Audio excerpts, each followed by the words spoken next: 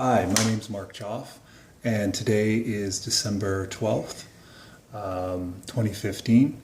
And initially I did this presentation in front of Just Premium about ad blocking.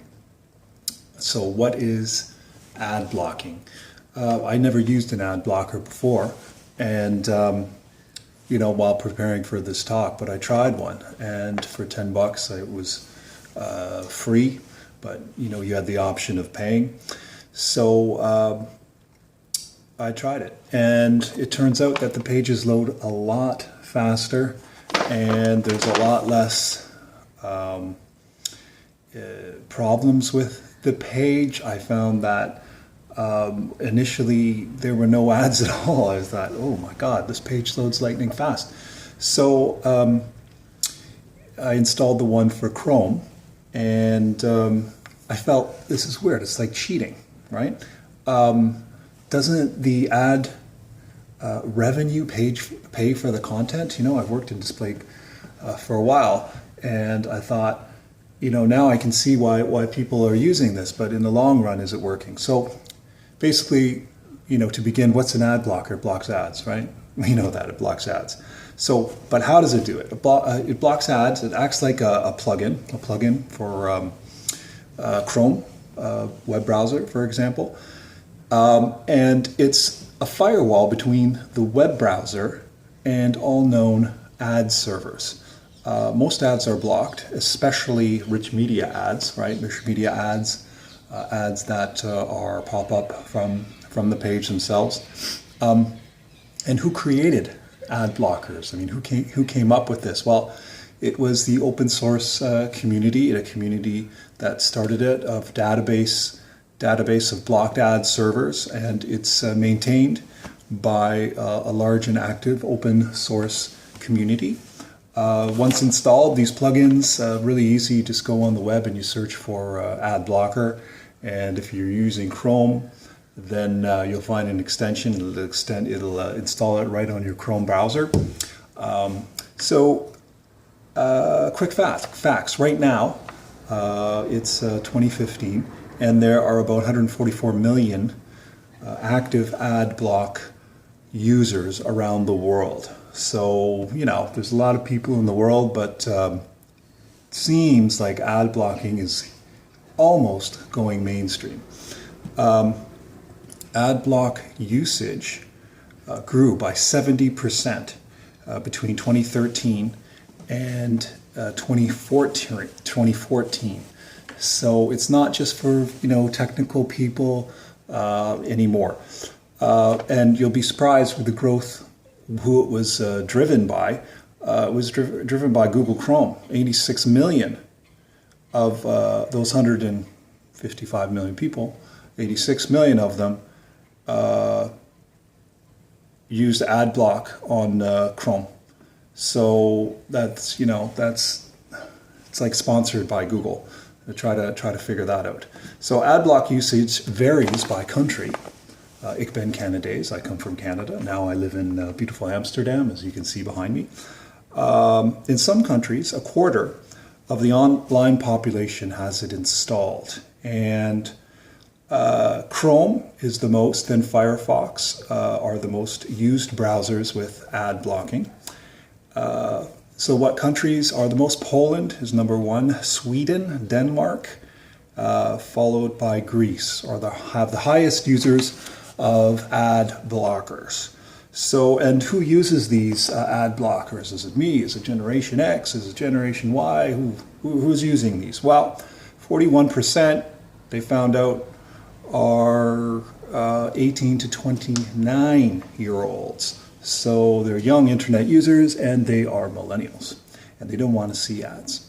So I don't think they realize the ads actually pay for the content on the page, but that's a little aside here. Let's continue talking about some of the quick facts. So some people say they let you browse the web faster, they let you browse the YouTube faster, they get less intrusive ads, and you can also configure it so that you get ads on certain pages and then other or websites, and it's customizable or not at all. So why use an ad blocker? Well, it's easy to install. It's so easy to install. And what happens is you don't see any ads anymore. It stops all the ads. It's adjustable. You turn the thing off if you want. It's for smartphones too. So it's not just for, and Mac too. So it's not just for Internet Explorer or Chrome or Firefox. It's actually, you can block ads on your smartphone too, and it even blocks pre-roll ads on YouTube. So there's a little bit about exactly, it's cross-device now. So how does it affect the display advertising industry? I work in the display advertising industry in Amsterdam here, and how does this relate to what I do and the people that are involved, the publishers, the agencies, the ad agencies, the trading desks? Exactly how does it affect us? Well, the ads pay for the content. So there's a direct relationship between the quality of a publisher or a website's or a network's content and its entertainment value or its ability to attract traffic. The quality of that content on that page is directly related to, in most instances, the ad revenue. So something to think about is that most online publishers, they couldn't exist in their current state or current form, or not at all, if they can't generate enough revenue through advertisements and advertisements online. I'm not talking just AdSense. I'm talking about direct buys and complicated ad stack, and then you show up with an ad blocker and 4,000 of your friends on every given day with ad blockers, and that publisher isn't earning any ad revenue at all. So the cost of content creation, that means for publishers, you go to their site or the news to get the latest news on your greatest things you're interested in around the world. To get that content costs money, and people have to be paid, and journalists have to be paid, and most of the time they're paid through advertising. So a quick figure, US, a big market, a market that I work in, and they say that US publishers lose 10% of ad revenue due to ad blockers. So that can be a really significant amount if it grows. Like I said, it's December 2015, and it seems like everyone is starting to know about ad blockers. So that's basically, in a nutshell, what is going on with ad blocking. And let me pause right now and part two. So the other side of the coin. Well, we talked a little bit about how it affects the publisher. What is the ad blocker community's position on this? Why are they creating the ad blockers? Well, they think it's the publisher's responsibility to show relevant ads all the time, right? And the responsibility and the cost is passed to the publishers. Again, it's another cost associated with doing business online, and it affects their bottom line. The ad blocker community the position is that online media publishers should change. Charge, yeah, a paywall. That's a little slip there, but yeah, definitely. I'll talk about that a little bit. The open source, the community, ad blocker community, says that the publishers should change, not the consumers. So don't show all those irrelevant ads anymore to your users, and then your users will be more willing to see advertisements. They say the consumer is not going to make that change. They're still going to use ad blockers. So make the web a friendly place and encourage better ads, more relevant and less obtrusive types of ads. They say the ad blocker guys recommend some of these things to keep the ad dollars flowing for publishers. Have the right message at the right time. I know everyone involved in the industry, hey, that's great, we've heard that. Use first and second party data, not third party data, or third party ads. Okay, yeah. Number 2, retargeting. So they say real-time marketing is when you're shown an ad at the time when you're actually interested in it. You've shown an interest already. And those are ads that follow you around the web. And all publishers are a part of that too. That type of monetization of their users. Native advertising, something we hear about lately. Well, what's that? Basically, it's a content on the page that is an advertisement. So they say consumers really look at these ads and they're not called by an ad server, so they're not going to be blocked. So perhaps, Mr. Publisher or Mrs. Publisher, you should have more native ads. Really, in reality, that's a little bit unrealistic and academic. And, just in my opinion, a position by some really smart people, but not so easy to change.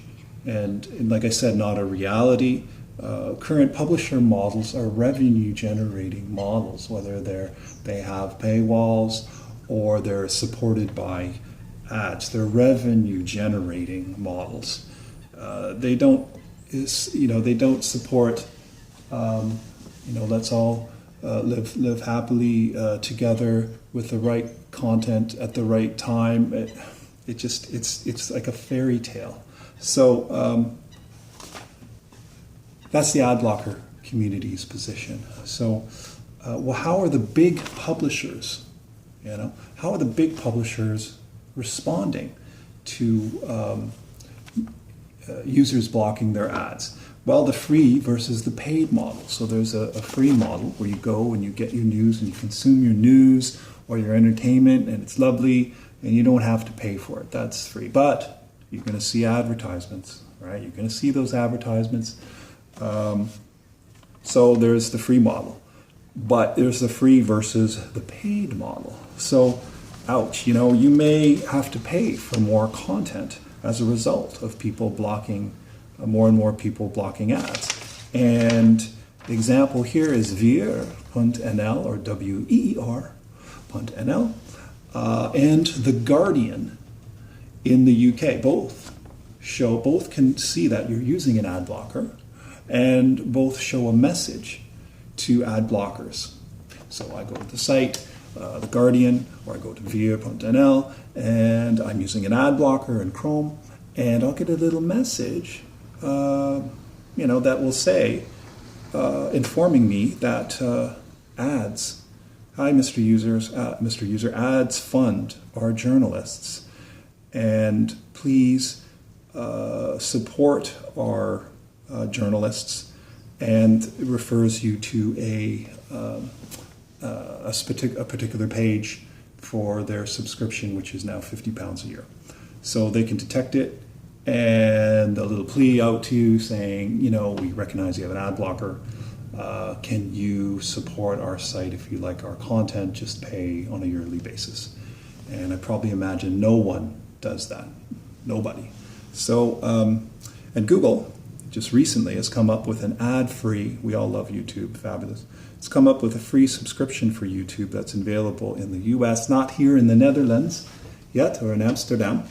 And it's called YouTube Red, and it's ad-free. And for a fee, 10 American dollars a month, you can surf around and browse around YouTube Red without advertisements. So, so that's a response by some of the publishers, the heavyweights. What are the main ad blockers? Of course, I'm going to include them below in the description here in the video. And AdBlock Plus, since 2000, is the biggest player. Number 2, AdBlock for Chrome. It's a Chrome extension. I'll include these links below. uBlock, ublock.org. For Chrome, Firefox, Safari, Opera. I don't know anyone that uses Opera, but yeah, it's for Opera too. And also for Apple, iOS, Purify. It's called Purify, and they call it the simplest, fastest ad blocker for iOS, available in the App Store. And you can add block ads. You can ad block ads in apps too. It's a mouthful. Ad block apps in ads too. So, and then there's some talk about, what is an anti-ad blocker? Oh, can we come up with a way to stop our users or detect when they're using an ad block and serve them an ad anyways? Probably not a good idea, but there are a couple of these. One's called Hide My Ad Blocker for Chrome, and basically it is for a user. It's so the publisher cannot detect that you're using an ad blocker, and of course something called no script, which is very, very technical. Yeah, so this is really an informal talk about ad blocking, and I hope, if you do use an ad blocker, that you're supporting your favorite publishers by turning it off when you go there. Remember, content costs money, and advertising dollars pay for those journalists and to go after the content and to get that really good images and unique type of articles without a paywall. So, if you're the Wall Street Journal, you have a paywall and people pay. And that's fabulous. Great writing there, too. So, in summary, think about a world where ad blockers come by default in your browsers, in Internet Explorer or Firefox or Chrome. And think about a way that we can encourage users not to use the ad blocker. And then I think we're on the right track. Thanks again. This is Mark Joff from Amsterdam. Thanks for watching. Fijne dag.